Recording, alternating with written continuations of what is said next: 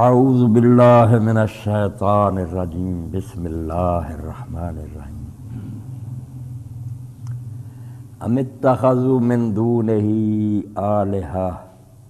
قل ہاتوا برہانکم ھذا ذکر من معی و ذکر من قبلی بل اکثرهم لا یعلمون الحق فهم معرضون وما ارسلنا من قبلك من رسول الا نوحي اليه انه لا اله الا انا فاعبدون وقالوا اتخذ الرحمن ولدا سبحانه بل عباد مكرمون لا يسبقونه بالقول وهم بامره يعملون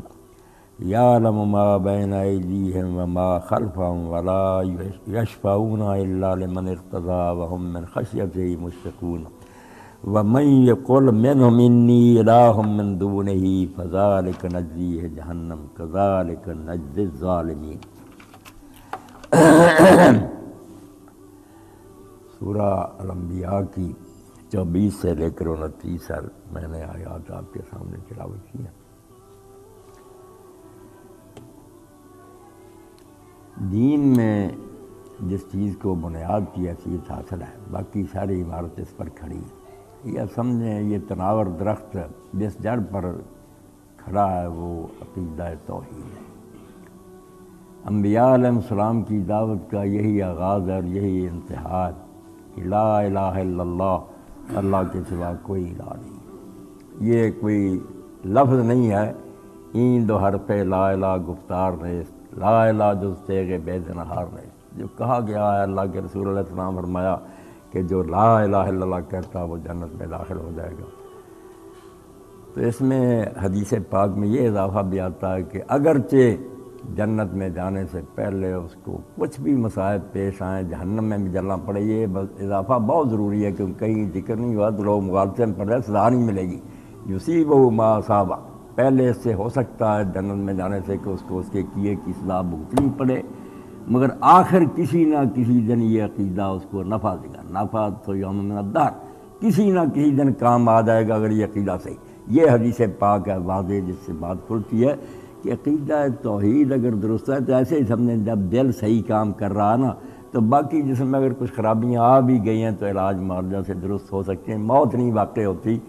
بندہ زندہ رہتا ہے۔ اور اگر دل ہی کام کرنا چھوڑ دے تو قصہ ختم ہو گیا، جڑ کٹ گئی، درخت سوکھ گیا، عقیدہ توحید میں خلل آ گیا۔ اسی لیے اللہ رب العالمین نے بالفاظ صریح اعلان فرمایا کہ اِنَّهُ مَن يُشْرِكْ بِاللَّهِ قَدْ حَرَّمَ اللَّهُ عَلَيْهِ الْجَنَّةَ، جس نے اللہ کے ساتھ شرک کیا اس کے لیے تو اللہ نے جنت حرام کر دی ہے۔ وَمَأْوَاهُ جَهَنَّمُ، اس کا ٹھکانہ تو دوزخ ہی ہے۔ وَمَا لِلظَّالِمِينَ مِنْ نَصِيرٍ، ایسے ظالم جنہوں نے اللہ کا حق مارا اور اپنی جان پر بھی ظلم کیا کہ اتنے اعلیٰ اور اشرف مخلوق ہوتے ہوئے اپنے جیسے بندوں کے سامنے جھکنا کر، اپنا بھی بیڑا غرق کیا، اپنی عزت برباد کی کہ برابر کا آپ جیسا انسان ہے، آپ اس کے سامنے ماتھا ٹیکتے پھرتے، خود اپنے پر بھی ظلم کر رہے ہیں۔ ان الشرک لظلم عظیم، شرک سب سے بڑی زیادتی، نہ اپنی عزت رہی، تو پانی پانی کر گئی مجھ کو قلندر کی یہ بات، تو جھکا جب غیر کے آگے، نہ تن تیرا نہ من، کچھ بھی نہ رہا، کیا تیرے پلے رہ گیا۔ علامہ اقبال فرماتے ہیں آدم از خوہ غلامی دے سگاں خار ترس، جو غلام بن جاتے ہیں دوسرے کو بندوں کے، وہ کتوں سے بدتر ہے۔ من ندیدم کے سگے پیش سگے سرخم کر، میں نے تو آج تک نہیں دیکھا کہ کسی کتے نے دوسرے کتے کے سامنے سجدہ کیا اور یہ سر جھکایا۔ تو سب سے بڑی بیماری جو ام الامراض ہے نا، قرآن نے اس کو شرک کا، بیماریوں سے سب سے بڑی بیماری شرک، اور سب سے عمدہ راہ عقیدہ دین کی جڑ اور بنیاد توحید۔ اب اللہ تعالیٰ کہتے ہیں کہ یہ اللہ کو ماننا ہماری مجبوری ہے۔ کوئی آدمی جس کی عقل ٹھیک ہے نا اور وہ صحیح سوچتا ہے، وہ مان ہی نہیں سکتا کہ اتنا بڑا جہان خود ہی بن گیا اور خود ہی چل رہا اور کوئی اس میں خلل نہیں پڑتا، یہ سوائے ان لوگوں کے جو ماننا نہیں چاہتے، اللہ پر مورزون، ادھر آنا نہیں چاہتے، ورنہ یہ کوئی بات ہے کہ انہیں یہ بات سمجھ نہیں آتی۔ اس میز کو کوئی نہیں مان سکتا کہ بڑائی کے پلاننگ کے بغیر یہ بن گیا، کس طرح تختے چر گئے اور بالکل مناسب سائز کے اور پھر جڑ گئے، نہیں بن سکتا۔ سپیکر نہیں بن سکتا، گھڑی نہیں بن سکتی، عمارت نہیں بن سکتی۔ ویکھیں نقش نقاشوں جانے تیسان مصنوع، جب تو کوئی پینٹنگ دیکھتا تو پتہ نہیں چلتا تھا کہ پینٹر ہے جس نے بنایا۔ کوئی بنی ہوئی چیز دیکھتا فوراً خیال جاتا کوئی کاریگر ہے بنا، خود بل ویخ رقم پر ساری آخر تی چھڑوں، اپنے آپ کو ہی دیکھ لے کس طرح بے جان مٹی سے نباتات پیدا ہوتی ہیں، اس کو کھاتے ہیں، اس سے نطفہ تیار ہوتا، پھر ماں کے پیٹ میں جا کر انشانا و خلقا آخر، جب وہ پانی کی بوند باہر آتی ہے تو چیز ہی نہیں بنی ہوتی۔ اگر لوگ اس دنیا میں نہ رہتے باہر سے انہیں کہا جائے یہ جو علامہ دہر اس وقت بیان کر رہا ہے، جس کے دماغ میں کمپیوٹر کی طرح یار سارے علم پڑے، یہ پانی کی ایک بوند ہے، وہ کہے گا مذاق کر رہے ہو، پانی میں بھی یہ ہو سکتا، مگر اللہ پانی پر تصویر بناتا، مگر ظالم لوگ اللہ کو ماننا نہیں چاہتے۔ یہ کوئی الحاد اور یہ جو نا دہریت علم نہیں ہے، صرف حرام زدگی ہے، جان بوجھ کر حق کا انکار کرنا۔ حضرت سیدنا امام ابو حنیفہ رحمۃ اللہ علیہ کے دور میں جب ایک دہریہ خلیفہ کے دربار میں آ گیا، کہنے لگا اپنے امام کو بلاؤ میرے ساتھ بحث کریں، کہاں ہے خدا؟ وہ خدا کو ایسی چیزیں پکڑ کر دکھا دی، اور نتیجہ یہ نکلا کہ خدا کے منکر اب اپنے منکر ہو گئے۔ نفسیات کے جو پڑھانے والے استاد ہیں یہ دوسرے، وہ کہتے ہیں ثابت کرو آدمی کے اندر روح ہے، کوئی روح نہیں، یہ تو مادہ ہی ہے ملا ہوا، بس وہ پرزے ختم ہو جاتا، نہ اس میں کوئی شے آتی ہے نہ نکلتی، خود اپنے ہی منکر ہو گیا کہ ہمارے اندر روح نام کی کوئی چیز نہیں، دلائل مانگ رہے ہیں۔ تو کیا منایا جائے کسی آدمی کو اگر وہ اپنی عقل کا انکاری ہو جائے کہ یہاں کہاں عقل یار، سارے انسانوں کے سر ایک طرح کے بنے ہوئے ہیں جس میں عقل زیادہ، تو یہ باتیں نہیں مانی جا سکی۔ ہم اردو کے کورس میں پڑھتے تو درمیان میں بات آ گئی کہ خوجی تھا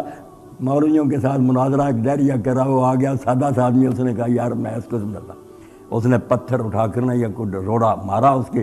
اب وہ کہتا میرے درد ہو رہی ہے، اس نے کہا مجھے درد دکھا دو، درد دکھاؤ جو آنکھوں سے مجھے نظر آئے کہ درد ہے محسوس ہی کر رہے ہو کہ درد ہو، دکھاؤ نا مجھے کہ میں آنکھوں سے دیکھوں، اور اگر میں کہوں کوئی نہیں، جھوٹ بولتے، درد نامی کوئی شے نہیں، مجھے نظر نہیں آ رہی، کیا عقل کے اندھے یہ باتیں کر کے جو سوچنے کی باتیں معقولات کی، عقل تو کہتے سوچنے کو، جو دیکھنے میں آ جاتی ہیں وہ تو محسوسات ہیں، محسوسات تو پیچھے رہ جاتی ہیں، سنی ہوئی دیکھی ہوئی، اس سے آگے شروع ہوتی ہے پھر کہ نظر نہیں آنا، یہ سوچ اور عقل سے تعلق رکھتی ہے کہ تجھے یہ بات سمجھ میں آتی ہے یہ نہیں کہ بنانے والے کے بغیر کچھ نہیں بنتا۔ تو امام ابو حنیفہ رحمۃ اللہ علیہ کو خلیفۃ المسلمین نے پیغام بھیجا کہ امام صاحب دہریہ آیا، وہ مناظرہ کرنا چاہتا۔ امام صاحب رحمۃ اللہ علیہ جان بوجھ کر دیر سے پہنچے، بہت دیر کر، جب گئے تو اس نے کہا دہریے نے کہ آپ نے امام صاحب ہمیں بڑا پریشان کیا، آپ دیر سے آئے۔ آپ نے فرمایا یار تیرے علم میں ہوگا کہ میرا گھر دریائے دجلہ کی دوسری طرف ہے، شاہی محل ادھر ہے، میں دوسری طرف رہتا ہوں۔ میں جب وہاں آیا ہوں تو وہاں ایک عجیب صورتحال پیش آئی، کشتی کوئی نہیں، کوئی ملاح نہیں تھا جو مجھے پار کرائے۔ میں وہاں کھڑا حیران سوچتا تھا کہ اب کیا بنے گا۔ میرے دیکھتے ہی وہاں لکڑی کا ایک نا بہت بڑا آیا ٹکڑا، وہ پھر خود ہی چر گیا، اس کے مناسب ٹکڑے چر گئے، پھاٹے بن گئے، پھر وہ آپس میں جڑ گئے، میکھیں لگ گئیں، کشتی تیار ہو گئی، چپو آ گئے، وہ خود بخود چلنے لگی، میں پھر اس میں بیٹھ گیا۔ یہ تماشا میں دیکھتا رہا، اس لیے دیر ہوگی۔ اس نے کہا دہریے نے امیر المومنین آپ نے ایسے جھوٹے کو بلایا، اس سے بڑا کذاب اور دجال بھی ہو سکتا ہے کہ خود ہی لکڑی آئی ہے، خود ہی چر گئی، تختے جوڑ گئے مناسب سائز کے۔ امام صاحب نے فرمایا میں کذاب اور دجال ہوں یا تو ہے کہ ایک 5-6 فٹ کی کشتی نہیں بن سکتی، اور اتنا بڑا زمین و آسمان کا کارخانہ کہ جو پردہ نہ ہے وہ اتنا ہی ہے جتنا ہونا چاہیے تھا، ستاروں کے سائز وہی ہیں، راستے مقرر ہیں، ہر شے اور اپنا کام کر رہی ہے، اور کبھی اس میں خلل نہیں پڑتا۔ یہ نہیں تیری کھوپڑی میں آتا کہ ذالک تقدیر العزیز العلیم، یہ کسی زبردست اور بڑے علم والے کا منصوبہ ہے، اور نگران ہے اس کا، اگر بنا کر بھی چھوڑتا اب تک ٹکرا جاتے، ذرا نہیں خلل پڑنے دیتا۔ تو اللہ رب العالمین فرماتے ہیں کہ شرک سے اور دہریے سے بڑھ کر کوئی گمراہی نہیں۔ اسی لیے اللہ تعالیٰ نے جیسا حکیم صاحب نے فرمایا قرآن میں کہا کہ مشرک جو ہیں نجس، یہ پلید جانور ہیں، اور امام ابو حنیفہ رحمۃ اللہ علیہ کے علاوہ اہل البیت اور ظاہری اور امام شافعی لوگ جو ہیں وہ کہتے ہیں ان سے کافر جو ہیں مشرک کوئی اسلامی حکومت کو اجازت نہیں ہے کہ جزیہ لیں۔ یہ وہ لوگ نہیں جن کو زندہ رہنے کا حق دیا جائے، یہ کوئی مذہب ہے کہ اپنے ہاتھ سے ایک پتھر کو تراش لیتے پوچھتے، یہ بالکل انسانیت سے خارج لوگ جزیہ لیں گے صرف اہل کتاب سے لیں گے، اور مجوسی بھی حدیث کی وجہ سے کہ ان میں بھی نبی آیا تھا، ورنہ باقی لوگ جو ان کو مجبور کر دیا جائے گا کہ اسلام لاؤ، اسلام نہیں لاتے تو کم از کم اہل کتاب بنو، ورنہ تمہارا علاج صرف سر اڑا دینا۔ شرک بھی کوئی علم ہے، یہ کوئی دین ہے کہ تم اللہ کے ساتھ لوگوں کو شریک بنائے بیٹھے ہو؟ تو شرک سے بڑھ کر کوئی نجاست نہیں۔ اللہ نے ان کے ساتھ رشتے ناطے حرام کر دیے، ان کے ذبیحے حرام کر دیے کہ یہ انسان کہلانے کے لائق ہی ہیں، جانور۔ تو سرے سے نہ ماننا کہ اس دنیا کو کوئی پیدا کرنے والا بھی، یہ تو انتہا درجے کی بلادت، حماقت اور گدھا پر۔ اور جو مانتے ہیں کہ اللہ اور اس کے ساتھ اور بھی مانتے ہیں، وہ زیادہ بیوقوف ہیں کہ اللہ کو تو مانا اس لیے کہ یہ معمہ حل نہیں ہوتا، عقل کو چین نہیں آتا کہ اتنا بڑا جہان کس طرح بن گیا اور صحیح چل رہا ہے، اور ہر ایک کے لیے باقاعدہ ضوابط ہیں، قوانین ہیں، اور عالموں کی عمریں گزر گئی ہیں کہ یار روشنی کا قانون معلوم کرو، حرکت کا معلوم ہے، ضابطوں کے ساتھ جہان چل رہا۔ اس لیے وہ کون ہے مینیجر جو اس دنیا کو چلا رہا؟ ایک کو لازماً ماننا پڑتا ہے، تب جا کر جان چھوٹتی ہے کہ ایک بڑے علم والا اور قدرت والا جس نے یہ سب منصوبہ بنایا۔ مگر ایک کو ماننے کے بعد فماذ بعد الحق الا الضلال، ایک خاوند کو عورت کو مجبور کرنا پڑا کہ اس کو قوام کی ضرورت ہے، خاوند کے بغیر اس کی زندگی بالکل بیکار ہے۔ مرد حرام دزیاں کر کے اپنا گزارا، عورت کیا کرے؟ عورت کی محتاجی ہے کہ اس کا کوئی قیم ہو۔ جب ایک مل گیا اور اس کے بعد بھی وہ ڈھونڈتی پھرے، اس کا علاج پھر یہ ہے کہ سنسار کر دیا جائے۔ ایک خاوند موجود ہے، اب کیا کمی ہے؟ اس لیے اللہ نے قرآن میں بریکٹ کر دیا کہ زانی اور مشرک ایک ہی جگہ اکٹھا کی، فرمایا ایک ہی کیٹیگری کے لوگ۔ پڑھ لے سورہ نور، اللہ کہتا ہے زانی عورت سے نکاح کرے یا کوئی زانی مرد یا مشرک مرد، اور زانی مرد جو ہے اس سے نکاح کرے یا کوئی زانیہ عورت یا کوئی مشرکہ عورت، یعنی یہ دونوں ایک قسم کی گندگی۔ یہ خاوند موجود ہے، حاجات پوری کر رہا ہے، مالک کرم موجود ہے، مسئلہ جو تھا کہ حل نہیں ہوتا تھا، ایک سے اگر وہ ایک دنیا بنا نہیں سکتا اس کو نہ مانو، وہ اللہ نہیں ہے، وہ تمہاری بیوقوفی ہے۔ اللہ وہ آخری حد ہے جو ہر طاقت کا مالک ہے، سب کچھ کر سکتا ہے، کوئی اس کے مقابلہ میں نہیں، کوئی اس کو ہرا نہیں سکتا، وہ کسی کام سے بس، وہ اس کو ہم نے مان لیا، مسئلے ہو گئے حل۔ اب کون سی ضرورت ہے کہ ہم بے شمار خداؤں کو مانتے پھریں؟ ہم کتے ہیں کہ در در پر ٹھوکریں کھائیں؟ حضرت یوسف علیہ السلام نے جیل خانہ میں کہا جیل کے قیدیوں، ایک آقا کو مان لینا اور اس کا حکم پورا کرنا یہ بہتر ہے، یہ بہت سے آقا ہوں جو آپس میں جھگڑنے والے، کبھی اس کی طرف دوڑو کبھی اس کی طرف۔ اب قیدیوں کو تو سمجھ آتی تھی کہ اگر بے شمار وہ بھی حکم دے رہا، وہ بھی اس کا نہ مانا وہ جوتیاں مارنے لگے، اس کا نہ مانا وہ تنگ کرے، یہ تو پریشانی میں عمر گزرے گی۔ اگر ایک مالک من گیا ٹھیک ہے، اس کا کام کیا، اس نے ہماری حاجتیں پوری کی، ہمیں مزدوری دی، سیدھی سی بات تھی کہ ایک آقا بہتر ہے یا بہت سے آقا بہتر ہے؟ تو اللہ رب العالمین فرماتے ہیں یہ دہریت، یہ بھی کفر ہے، اور شرک اس سے بڑا کفر ہے۔ ایک خدا جو مانا، اس سے سارے کام اگر نہیں چلتے تو اس کو مانو ہی نہ، اور اگر ایسا اللہ مان لیا تم نے جس میں کوئی خامی اور کمی نہیں، اب اور جب جگہ پر ہو گئی ہے، دوسرے کی جگہ ہے ہی نہیں، کیوں اس کو بناتے پھرتے؟ یہ سیدھی سی بات قرآن کہتا کہ دوسرا جو ہے اس کا کوئی مقام ہی نہیں کہ آدمی اس کو تلاش کرتا پھرے، ایک اللہ ہی ساری حاجات پوری کرنے کے لیے کافی۔ اور اب یہ بات بھی بڑی ٹھوس اللہ نے کہی کہ کوئی دعویٰ دلیل کے بغیر نہیں مانا جاتا۔ ایک اللہ تو عقلی مجبوری ہے کہ اس کے بغیر کائنات کا معمہ نہیں حل ہو۔ دوسرے جو بناتے ہو، دیکھیں میرا ایک پلاٹ ہے، کوئی آدمی دعویٰ کرتا میں بھی اس میں حصے دار ہوں، کتنے جھگڑے ہوتے ہیں کہ بھئی یار رجسٹری لاؤ، کوئی تحریر دکھاؤ، کوئی گواہ لاؤ کہ تمہارا اس میں حصہ۔ چھوٹی سی جائیداد میں کسی کو میں حصہ دار نہیں اپنے ساتھ ماننا چاہتا، اللہ کی حکومت میں حصے دار بنا لیتے ہو، اور دلیل پلے کوئی بھی نہ عقلی دلیل ہے۔ عقل تو ایسے ہی بات ختم ہو گئی کہ ایک اللہ سے اگر کام نہیں چلتا تو اس اللہ کو ماننے کی ضرورت ہے، اور اگر ایسا اللہ ہے قادر مطلق، دوسرے کی ضرورت ہی نہیں۔ عقل کا مسئلہ تو یہی ختم ہو گیا۔ باقی ہے نقل کی بات کہ کوئی کہ اس اللہ نے اختیار دیے، جیسے یہ مشرک لوگ بہانہ بناتے ہیں کہ ہے ایک ہی اللہ، اس نے دنیا بنائی سب کچھ کا، مگر اس نے اپنی مرضی سے ماتحت بنا لی، کمشنر ہیں، ڈی سی ہیں، دوسرے، یہ گپیں مارتے ہیں۔ اس کا اللہ تعالیٰ نے جواب دیا کہ سن لو ہم اتخذوا من دونہ آلہہ، کیا ان لوگوں نے اللہ کے سوا مشکل کشا بنا لی؟ تعجب سے کہا کہ حیرانی ہے ان کی عقل پر، ان کی مت ماری گئی بیوقوفوں کی کہ اللہ کو چھوڑ کر اللہ کے علاوہ اور بھی انہوں نے معبود بنا لیے کہ وہ بھی حاجتیں پوری کرتے ہیں، ان درگاہوں سے بھی لوگوں کی مشکلیں حل کرتی ہیں، یہاں بھی جھکنا چاہیے، یہاں نیازیں پیش کرنی چاہیے، یہاں سے مانگنا چاہیے۔ مستقل کیا ان لوگوں نے اتنی بڑی بیوقوفی اور جرم کیا کہ اللہ کے ساتھ اور بھی بنا لی؟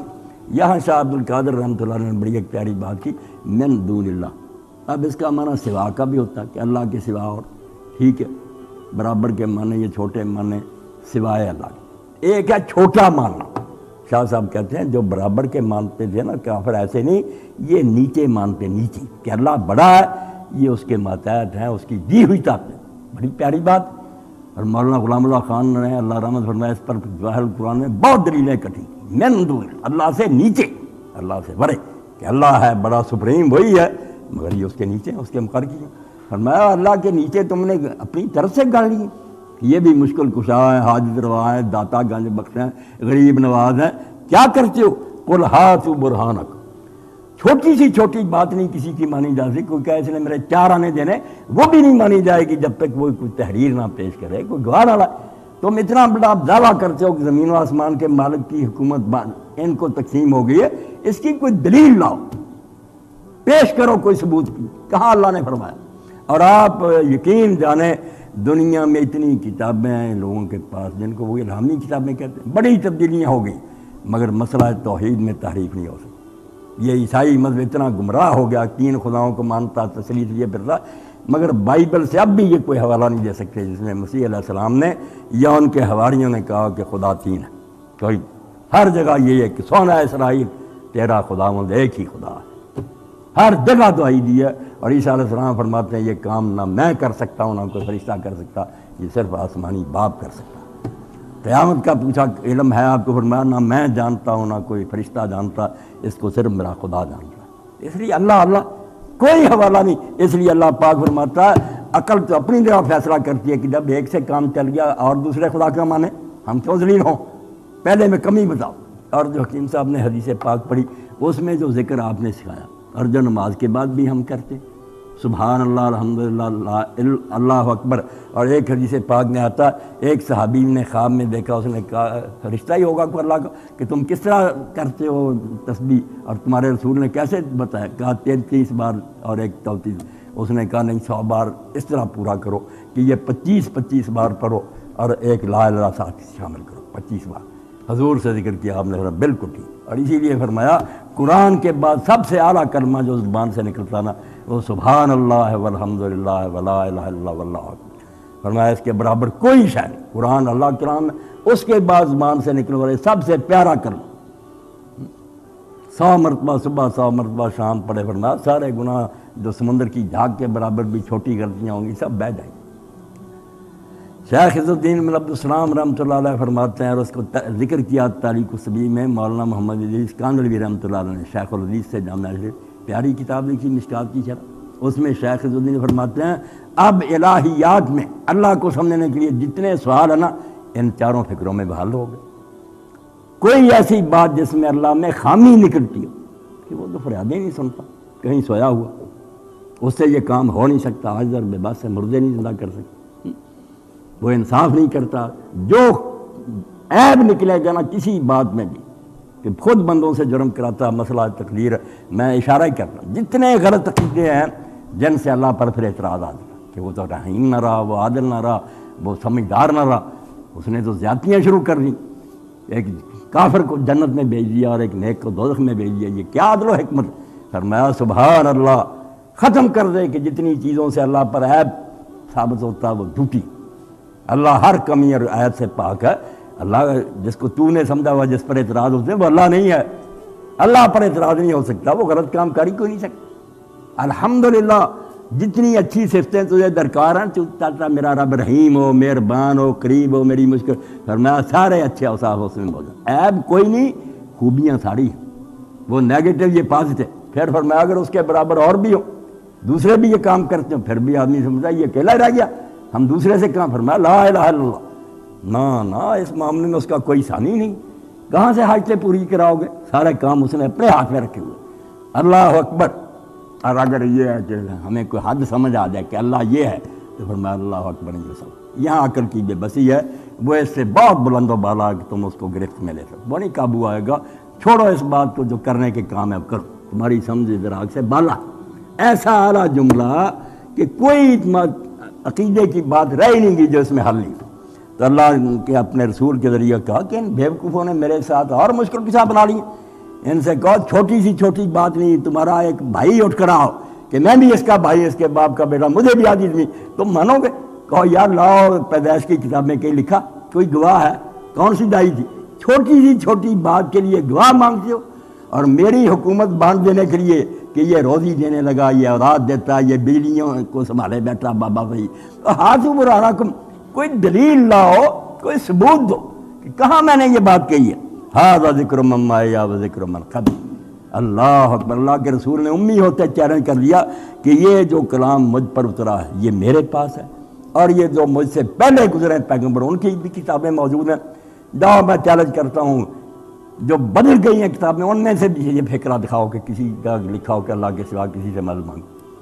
اپنی باتیں چھوڑو، کتاب دکھاؤ کہ کس آسمانی کتاب میں اللہ نے کبھی یہ اعلان کیا؟ اگر حکومت کوئی عہدہ دیتی ہے، ڈی سی بنایا ہے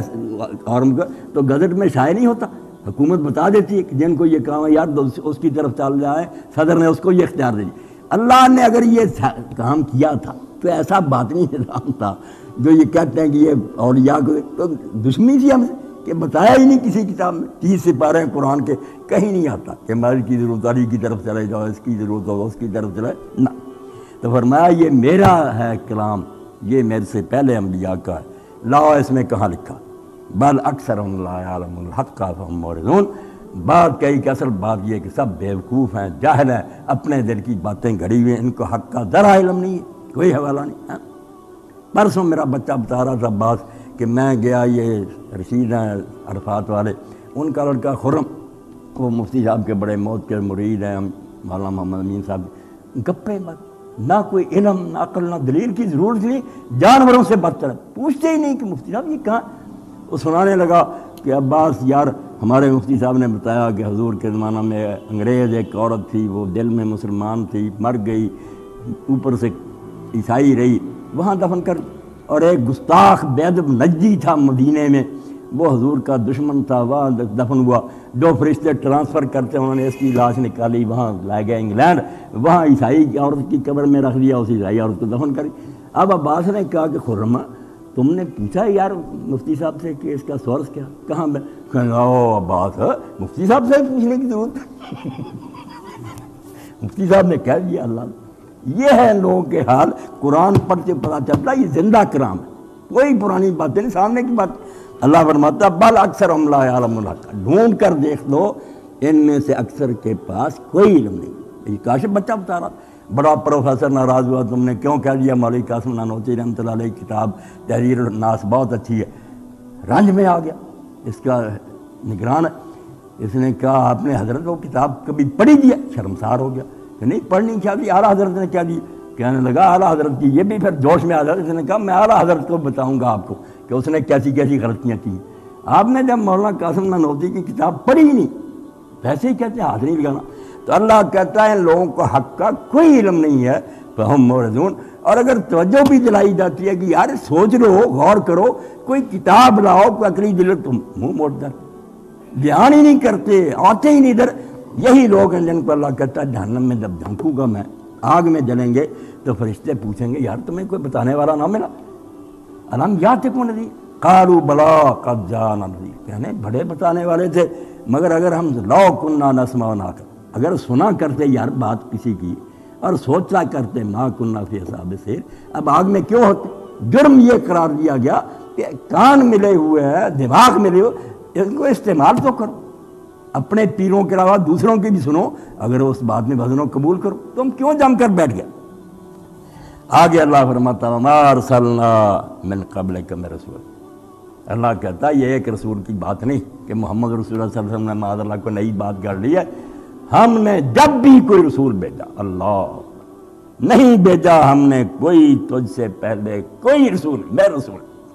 ایک رسول بھی دنیا میں اللہ کے رسول تجھ سے پہلے ایسا نہیں آیا، الا نوحی الیہ، جو بھی آیا ہے اس کی طرف ہم صرف یہی وہی کرتے رہے ہیں، انہ لا الہ الا انا فاعبد، کہ میرے سوا کوئی مختار کل نہیں ہے، کسی کے ہاتھ میں اقتدار نہیں ہے، کسی کا اس حکومت میں دخل نہیں ہے، یہ جمہوری حکومت نہیں ہے کہ بہت سے مل کر چلا رہے ہیں،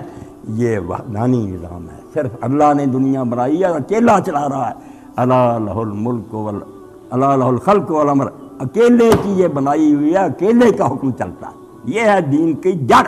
فرمایا تجھ سے پہلے بھی اللہ کے رسول جو بھی آئے ان کی طرف یہی وہی ہوتی رہی ہے کہ بتا دو کہ میرے سوا کوئی مشکل کشا نہیں ہے، کوئی حاجت روا نہیں ہے۔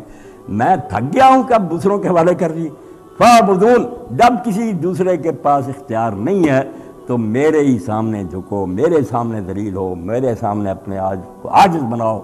وہ سجدہ کرنے کی شکل میں ہو، ہاتھ اٹھا کر مانگنے کی شکل میں ہو، وہ اس کے گھر کا طواف کرنے کی صورت میں ہو، نام جپنے کی، ہر حال میں میری عبادت بندی کرو۔ یہ میں ہر زمانے میں کہتا رہا۔ وَقَالُوا اتَّخَذَ الرَّحْمَنُ وَلَدًا سُبْحَانَهُ۔ اب آپ دیکھ رہے ہیں کہ شرک جو ہے نا دو قسم کا ہے۔ علم کی بات ایک معبود طبیعی ہے اس دنیا سے اوپر کہ تقدیر میں ان کا دخل ہے۔ یہ اگر خالی آدمی بیٹھے ہیں نا مسئلے پر، وہ ان کی گودڑی میں سب کچھ ہے، انہوں نے کہہ دیا ہو جائے گا، تقدیر کے مالک ہیں یہ، کن فیکون کا اختیار حاصل ہے نہیں، کہہ دیا اور ہوگی، اللہ نے وہ حصہ ان کو دے دیا۔ یہ اوپر کی دنیا کی باتیں، اس سے آدمی پھر گھر بیٹھا بھی ڈرتا ہے، دعائیں مانگتا لی مجھ کو کیا میری وجہ سے سن رہا سارا۔ یہ مابعد طبی اختیار ہے کہ اسباب سے بالا، کسی مشین کی ضرورت نہیں، ٹیلی فون کی ضرورت نہیں، وہ سب کو ویسے ہی جانتے جیسے اللہ ان چیزوں کا محتاج نہیں۔ ما فوق الاسباب، یہ بھی بزرگ اس سے اوپر کی طاقت کے مالک ہیں، دی اللہ نہیں۔ تو اللہ فرماتا ہے ایک تو اس قسم کا شرک، ایک اس مادی دنیا میں بھی شرک ہے کہ ہم اپنے جیسے لوگوں کو رب بنا لیتے ہیں۔ کوئی حکمران بن گیا، اس نے بندوں کو ہانکنا شروع کر دیا کہ میں جو کہتا ہوں یہی ہوگا، یہ طاغوت بن جاتا۔ کوئی سرمایہ دار ہے جو اپنے سرمایہ کے زور سے لوگوں کو اپنا غلام بنا لیتا کہ میری زمین ہے، تم سب مظاہرے میرے غلام ہو، تمہاری بیٹیاں، تمہارا مارو دو سب میرا، میں اگر کسی کو دوں گا میرا احسان ہوگا، کوئی دعویٰ نہیں تمہارا۔ کوئی مذہبی پیشوا بیٹھ جاتے ہیں کلیسا میں اور مندروں میں اور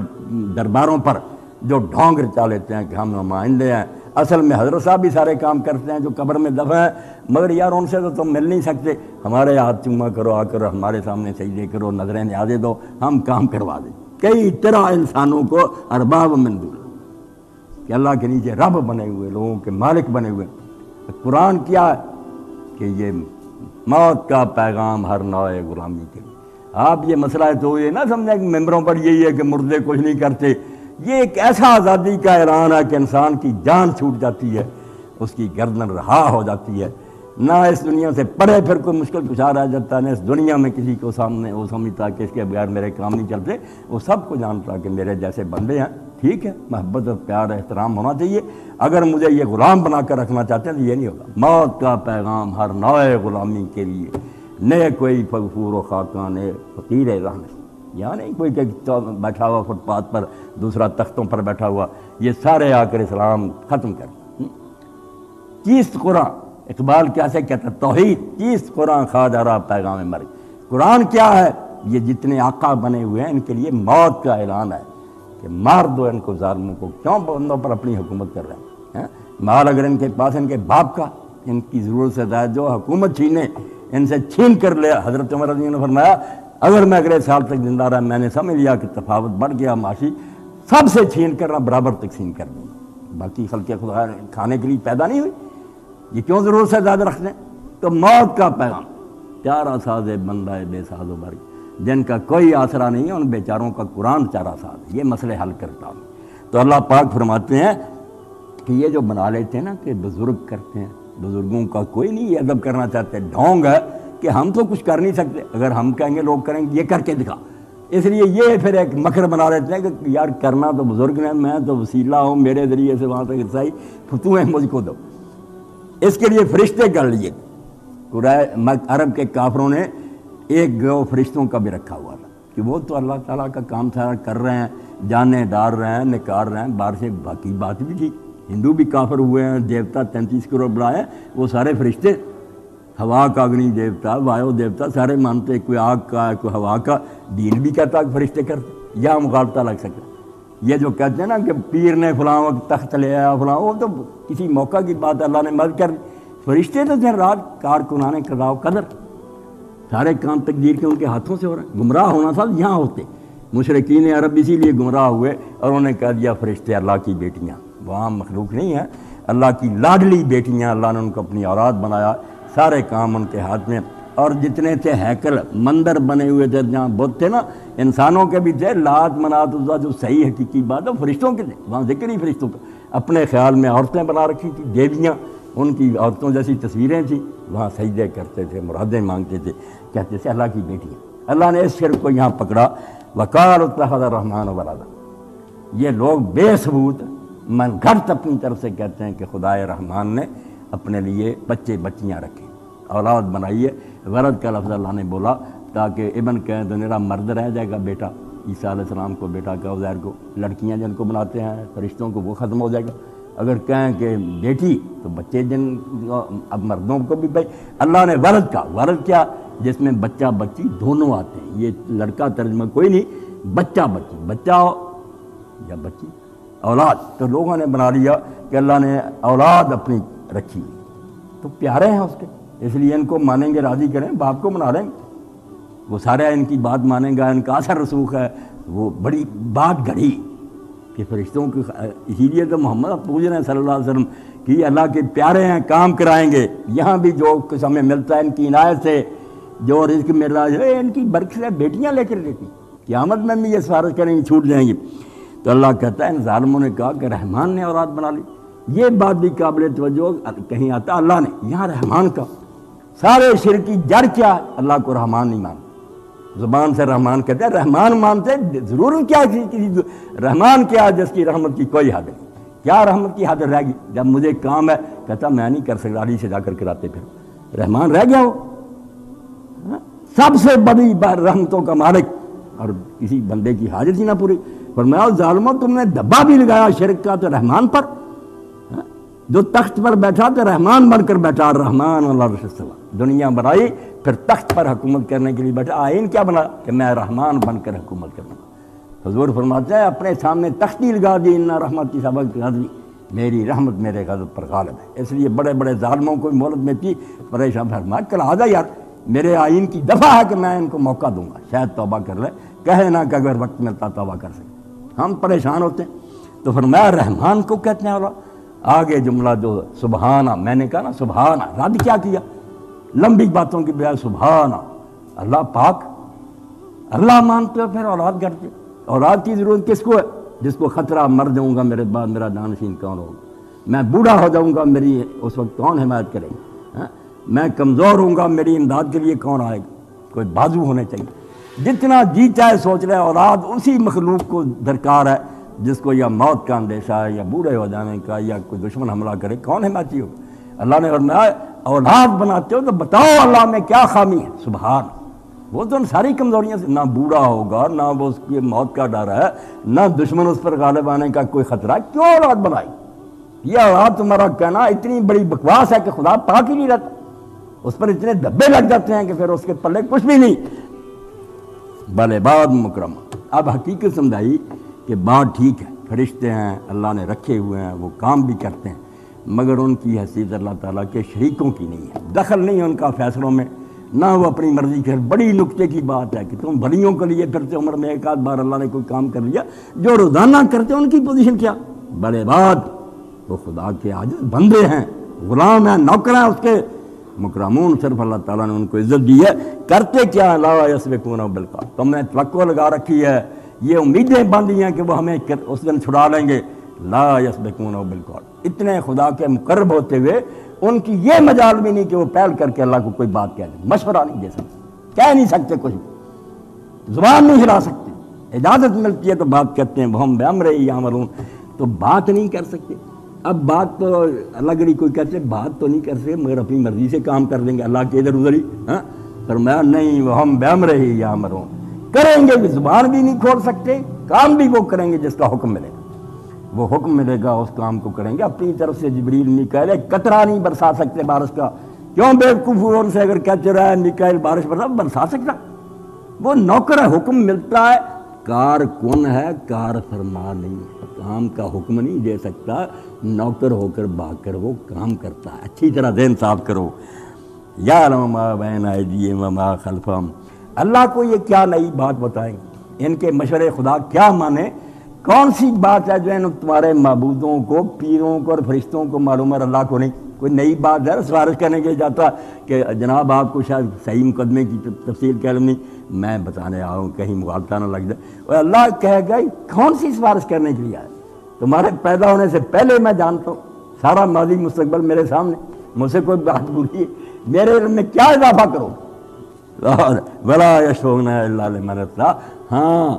ایک ہمدردی کے لیے اللہ نے رکھا، ضرورت نہیں سب جانتا کیا کرنا، بخشنا ہے یا اس کو ساتھ نہیں، مگر آخر بندہ دوسرے بندے کے ساتھ میں خیر خواہی کرنا چاہتا ہے، بیمار ہم جاتے ہیں اللہ اس کو رسی، یہ ہماری ہمدردی۔